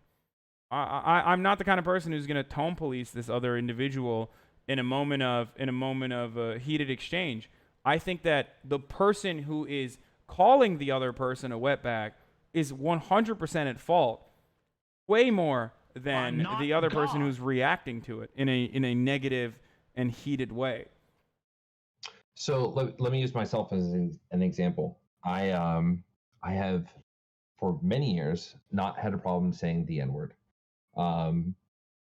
Just your typical argument, right? Like I never meant it. I have no problem. I hold no negative feelings towards African Americans. I just felt it was a word. There's a little bit of humor to me because of the fact that it's such a taboo word to say, and that's where it ends for me, right? There's no implicit or explicit racism in my use of it, other than the fact that I know that I'm not supposed to say it. That's where I find it funny. And now I don't say it, and I don't say it because I understand the negative implications of saying it. I don't say it in private. I don't say it in public, because of that. And I think I know it's more because of people who actually talked to me about it than because of people who yelled at me about it, kind of thing. So I get what you're saying about, like, in that moment, feeling that kind of way about someone using it. But it's more like, yeah, he's wrong, but how wrong is he? Was it? And that's where my comment came from earlier. Was this a guy he knows? And he still feels it okay, and that guy might be uncomfortable with it, but knows he's not meaning it in a bad way, so it doesn't say anything. So my friend could have stepped in and changed that. Like, I assume because they're coworkers, it wasn't just a blatant, explicit slur. And I think, I don't know. I feel that Yeah, that but to some people degree have, like I matters. was saying, people have different reactions, and different people have different reactions to that, and it's an effort on everyone's end. The person who is reacting in an almost violent manner to the N-word being said is still, somewhat, relatively moving the conversation in the right place by showcasing exactly how unacceptable it is to say it. So I don't have a problem with that, as long as there are still people who are open-minded and Excuse me. willing to have a I'm out of conversation control. I apologize for in that. a more peaceful fashion and describe exactly why it's bad. See what I'm saying? No, I absolutely do. 100%. So like, because how else are people going to know that it's a bad thing if everyone's just being like, hey man, it's just like really not nice that you're saying this, and here's why. Because like the N-word has been historically used to justify all the atrocities against black people. It's dehumanizing and all that stuff. Like, sure, that's a great conversation to have, but someone has to make sure that conversation is even initiated. And there are plenty of people who, even after having that conversation, just want to say it. So I'm not against others who are like, no, fuck off. You're not allowed to say that. I'll fucking kill you. Or rip your arms off or whatever. So when you say it like that, so first I brought it up to kind of just talk about the it's kind of like an example of an approach affecting how someone might be receptive to something, right? And maybe that wasn't the right thing to correlate to my receptiveness of people saying, factually, here are laws that prove, X, Y, and Z, or here's so and so saying their motive for this law was racially based. But since I did bring it up, I agree with you. And when you've raised it that way, it's hard for me to disagree that, hey, someone has to be angry about it because it gives more weight to it than just people saying, hey guys, maybe stop saying that. Look, here's my fucking nuclear take, okay? Uh-oh. The only reason why, is right. If you want white people to say the N-word, give reparations to black people and also Native Americans. Give reparations to black folk and Native Americans for the genocide, for the slavery, and then white people can say the N-word. How about that? All right. So where does the line? I think that is the most centrist. That is the most centrist response that I could ever give. It makes both sides happy. Where does the line? Serious question. 100% serious. I've never really had this discussion with anyone, and you're a very informed individual.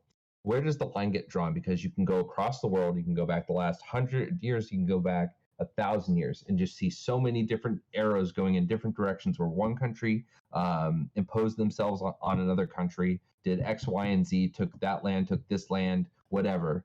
But no, this is recent history, and I get that. I understand that. But when is the time frame? Like if we make it another 500 years, do reparations not get brought up again? Does the atrocity against the Native Americans not get brought up again with such fervor? Like what is? Well, as long as black people in this country still inherit the same kind of poverty and cycle of violence from their ancestors due to systemic racism, segregation, and slavery, then yes, it is still unjust. And yes, something should happen. Some form of restitution should be offered. Now, that's my point, is that the reason why you still can't continue to say the N-word is because, unfortunately, the overwhelming majority of black people don't exist under the same material conditions that the overwhelming majority of white people do. Now, capitalism has gotten to a point where there are plenty of poor white people as well. Don't get me wrong. But that's a consequence of capitalism. Well, I mean, they weren't targeted specifically. Like white people weren't targeted specifically and put in these conditions and continued to experience disenfranchisement exclusively because of their race. Just to measure myself against what Chad said, I want to make sure it's clear I was talking about reparations, not the right to say the N-word when I was talking about history just now. No, it's the same, dude. It's going forward. It's the same. It's the national N-word pass. I'm sure people are going to get really mad at me for saying that, but the larger point that I'm trying to make is that the reason why it's still unacceptable is because those inequalities still exist. I think that So first of all, your argument I completely agree with. Like with those inequalities, like that weight, that word carries weight. Even if you as an individual, and that was always my argument, right? I am not being racist when I say it. If I want to call my white friend the N word, I'm not saying it with the weight of the ideas of any negative stereotype behind that. I'm literally calling him that because I know I'm not supposed to, and I find that funny. But again, I don't do that anymore. I'm just making the argument of why Jared from years ago would have wanted to do that. But um, I think that's a good explanation when you talk about the status of African Americans in the United States. That word has a lot of punch with it. But when it comes to reparations, it's like that. I think that's something that even with understanding where you're coming from, I can't get behind that. Like that, I want society to move forward so that people of any color, background, race, ethnicity, gender, whatever, all live with pretty equal footing. With equal footing, I'm sorry for putting the pretty modifier there. With equal footing in the United States, I want that. But reparations, I mean, that's people suffered X years ago. Unless you're going to say reparations for now, which I think would be a better argument, even though I still wouldn't agree with it. Like reparations for what they have gone through the last X number of years due to racism. It's just hard for me to get behind reparations for something that happened 200 and 300 years ago. Yeah, but again, like I said, they inherited those problems exclusively because they were black. I mean, every black person in this country, every black person, every African American person at least, not like immigrants that are like first generation or second generation from Africa, but almost every single black person that lives in this country was living in crippling poverty only 1.5 generations ago. Does that, I mean, does that because they were black as being slaves? No, because of segregation. That's the point. No, I get this point of segregation, but I guess I've never heard anyone bring up reparations for segregation. I've heard of reparations for reparations for slavery is the perfect signifier that some form of restitution, some form of justice was never given to the black community, and that's why those same problems exist in the black community. Wait, what about all the countries that outside of the United States that have done X, Y, and Z, hundreds of years ago that have made formal statements in the last 100 years about it? Well, I'm not a politician in those countries. I have no, I don't live in those countries. If I had any say, if I knew the history of what they've done and what kind of restitution they've offered, then yeah, sure, I would give you my perspective, but. So, all right, I can't think of one off the top of my head. Let's say let's say that at one point, I don't know, France and Norway had some conflict, and there's a good chunk of Norway that is now French owned, and they took it from 500 years ago. Would you say that they should in some way pay them back for that? That if they mistreated the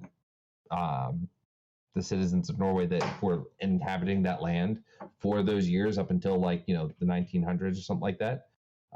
Would you say that? I don't know enough about this to give you an accurate answer. I have no idea what's bullshit. I'm making it up. I'm just asking, is time the issue here? Like if the 1,000 years had gone by and nothing had been said, would you still be advocating for some sort of action to be taken? If I lived in France, and France had okay, I know some things about France. France currently still benefits from centuries of colonization.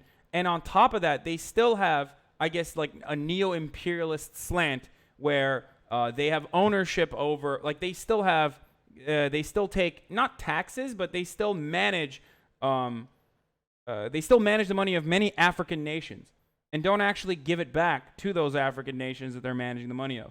So this benefits their economy. You get to circulate all this. Circulate all this money that's coming in. That has nothing to do with your nation at all. So one of the many things that the Gilets Jaunes protesters wanted was to give back, was to end that practice in its entirety. That's reasonable, but that's something that's active and going on. I'm talking more about something that happened 200 years ago. Not 200, 150 years ago. Well, that's the point I'm making, is that slavery might have ended, but its consequences are still very much a problem in American society. The racial disparity, the racial imbalance in this country is a consequence of our lack of action in the aftermath of the abolition of slavery. As a matter of fact, I wouldn't even say lack of action. We did give reparations. We gave reparations after slavery was abolished to landowners, to slave owners. $300 for each individual slave that was freed. So that should probably tell you something about the way we treat black people, or the way we viewed black people even after abolishing slavery. And then on top of that, we decided, we're going to implement laws to continue segregating black people in these communities, to continue disenfranchising them from and barring them from participating in society in meaningful ways.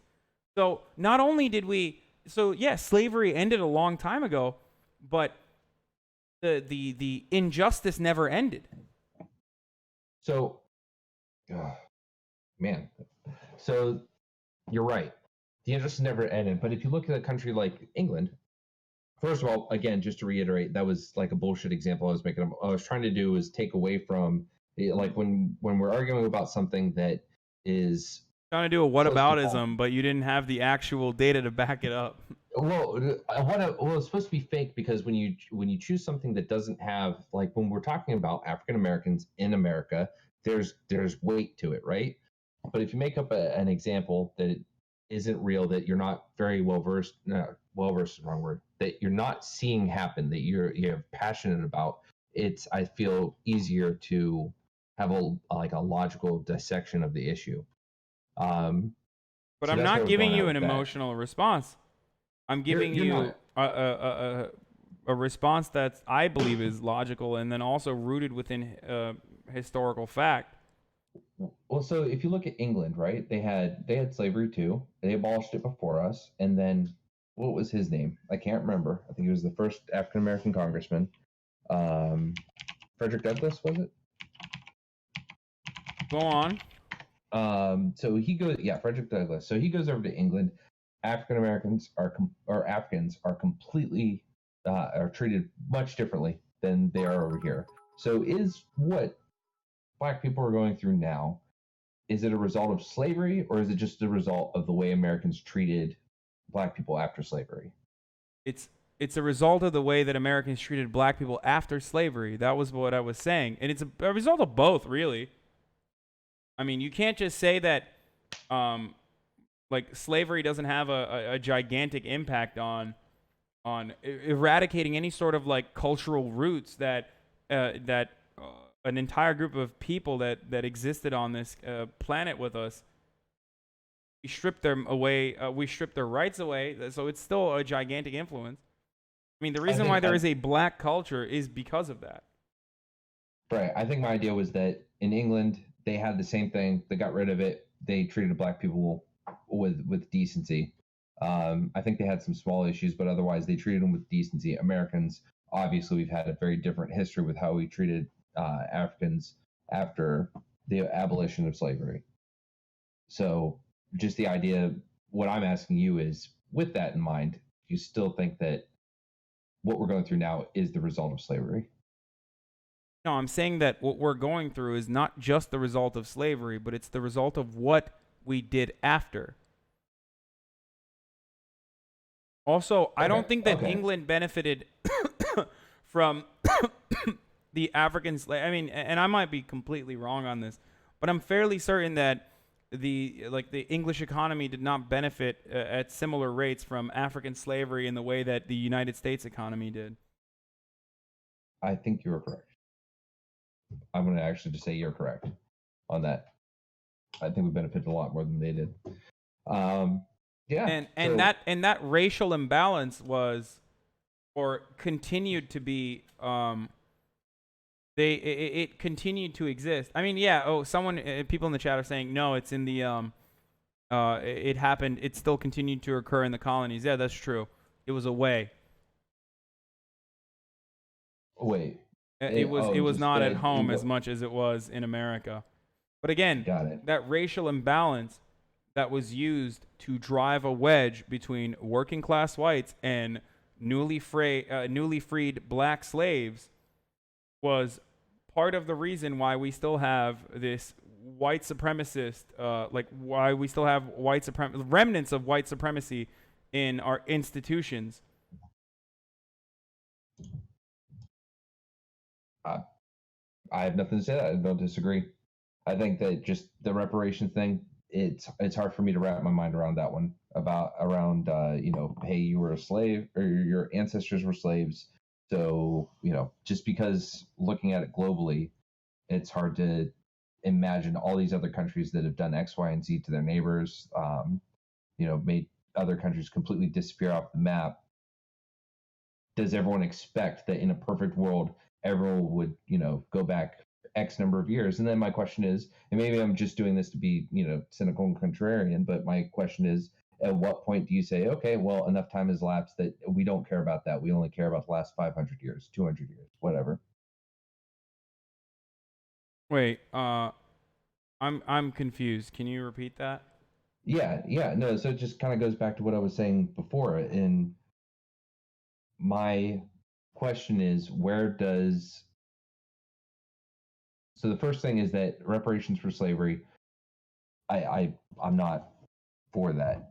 But with that, it comes the idea of, not because I think that nothing wrong was done. I think a lot of wrong was done. I don't think we should have done that at all.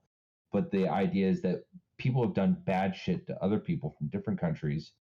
They've taken land. So you bring up the Native Americans. Other countries have taken land from their neighbors. This has been going on since time began. What's the time, like what point in history are we saying, yeah, everyone back to this point in a perfect world will make up for the wrongs they've done? Every country that has done wrong to another country, every people that have done wrong to I have another no people. control over other countries. I barely have any control over American voters. So But you have an I idea, can't speak though, to but other you can't, countries. right? I know, but I can't speak to other countries. Like I can't. I'm not interested in changing. I mean, it would be great if I educated myself a little bit further on what happened as a consequence of like what kind of racial imbalances currently exist, or what kind of racial disparities currently exist in like all these other countries as a consequence of the atrocities that they engaged in. But that's not a solution to the existing problem in America, right? That's why like whataboutism is an effective debating strategy, but not necessarily productive, right? Because like we're having a conversation currently about what is happening in America and how to solve it, and saying that, well, all these other countries also committed atrocities. What are they going to do is not relevant to our conversation. I think, okay, so I think to the conversation about what to do to make the lives of African Americans better, no, that's not going to bring us forward at all, right? But but to the specific conversation about reparations, I do think it's valuable because it is something that occurred 150 years ago. And my question is, right, you don't have control over, but I say from a thought exercise perspective, how far back do you go and say, this neighboring country did that to that neighboring country, stole this land, mistreated Okay, these people? let me give you this example. Okay, Yep, let's say that do you have siblings? I do. Okay, hypothetical. Let's say that I killed one of your siblings. Okay, and you're in court and you're having a conversation and you're trying to get some justice. You're trying to get me locked up. And my defense is, well, what about all these other people that have also killed the siblings of other people? Do you think that that's like related to the conversation at all that we're having in court? Give me that argument one more time. Okay. You say, In what this about you hypothetical kill my scenario, sibling? let's say that I have killed your sister. Okay? Yep. And we're sitting in Thank you. court, and my defense is, well, look at all these other people who have killed the sisters of others. You think that that's related to the conversation? No, because I think because we're talking about the factor of time has to do with the fact that an African American of today, um, Okay, because I think I know where you're going to go with this. Because I'm going to say an African American today that we're giving the reparations for wasn't a slave, but I think you would give the argument of Okay, um, let's make this a better analogy. I'm terrible at analogies.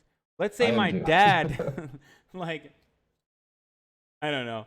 Let's say my dad killed your sister and I aided and abetted him in some way. Okay? And Mhm. and now my dad is dead and you're still trying to get some form of justice out of me because I aided and abetted my father. There you go. That's still a reasonable counter for me to be like, well, what about all these other people that have killed? No, but so you're saying you as the aider and abetter are trying to say, yeah, but other people have been murdered. Like I, Does I that don't matter think to you? I'm saying. Does that matter to you at all that other people have? You're like, what the fuck? Well, my sister's dead, and I want justice to be served, no. But right? my idea is more. So okay, here's my would be my version of this analogy, right? Your great grandfather murdered my great aunt, right? This is years ago. You and I are completely different people. We've had different lives that are significantly different from what we lived, what those people lived back then. Um, but I feel wronged, and I say, hey, I think that you should pay for what happened back then. Are you benefiting? Did what happened? Did you steal? Okay. Did you steal my great grandfather's wealth and then So you're put me in this cycle of poverty and violence? Because if then, that is a good analogy. And if then, there should be some restitution. Also, my grandfather and his father and my father have probably also tried to get that restitution from your family, and you have kept saying, "Oh, whatever." At first, you're like, "No, no, no, we'll push it back," and then, you know, 4 generations later, you're like, "Well, you know what? It was 4 generations ago. Why the fuck are you still complaining?"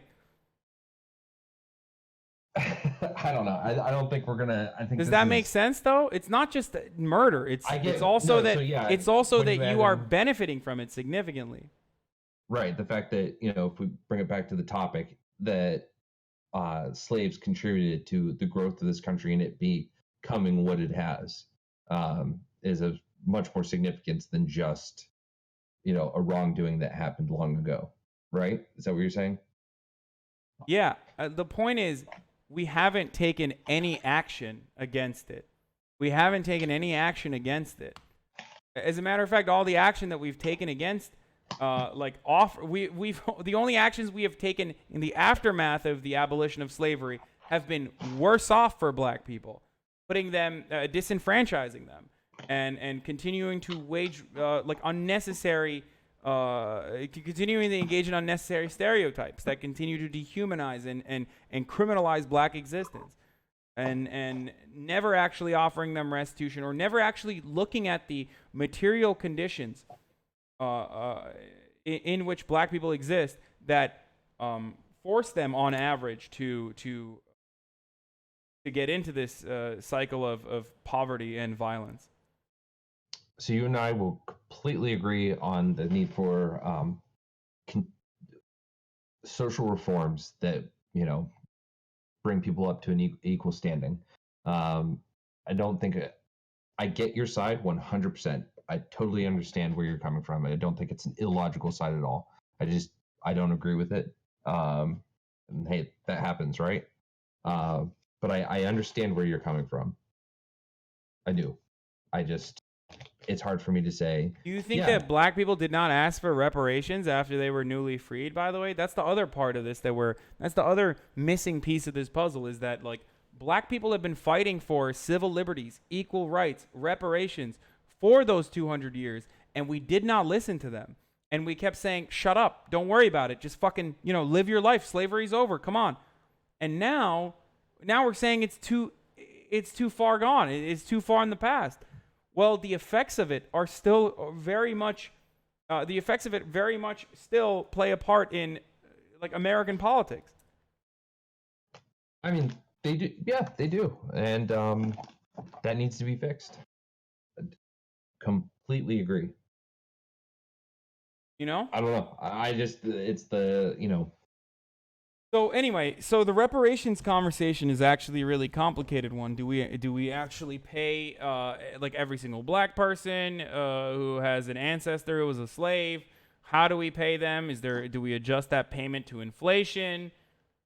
Do we give people the promised 40 acres on a mule?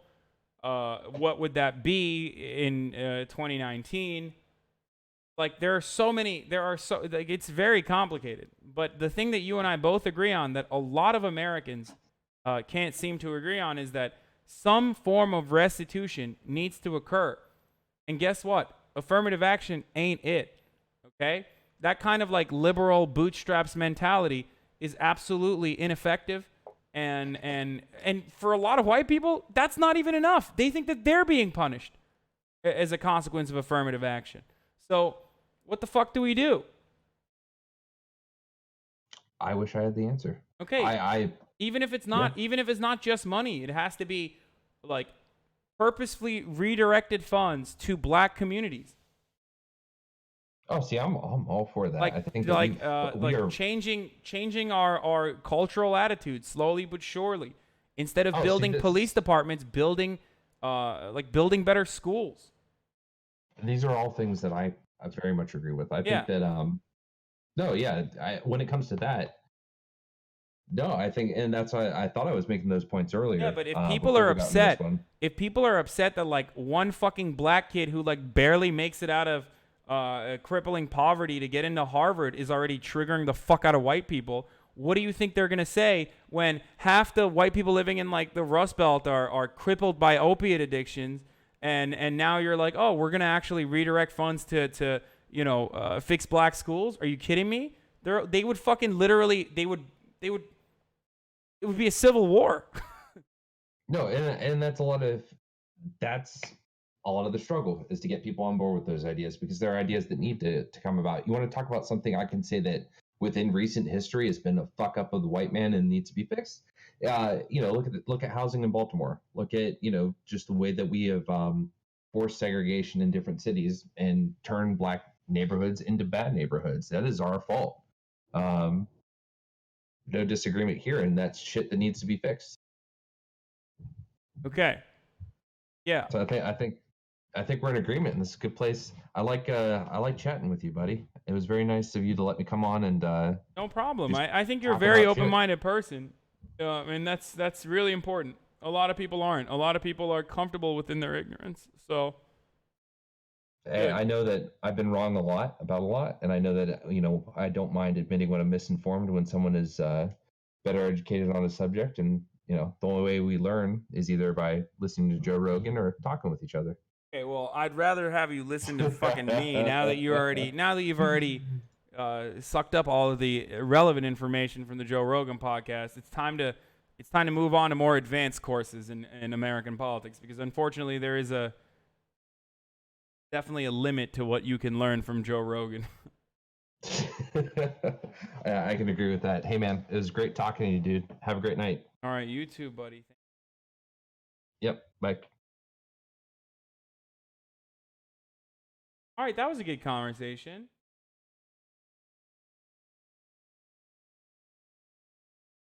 No,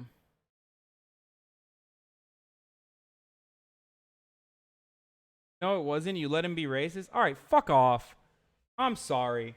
But holy fucking shit, dude. Like, the expectation that every single person is supposed to be woke immediately right off the bat and know everything that you already know is so silly, dude. That was a perfectly reasonable conversation with a person who had the wherewithal to admit that he was not knowledgeable on certain issues and was willing to concede. And you guys are still going to treat him like some fucking guy who is like a racist bigot or whatever? That's so silly, dude. That's not fucking productive at all. I'm out of control. I apologize. That really frustrates me, man. That is a gigantic problem. That is a gigantic problem that we have on the left.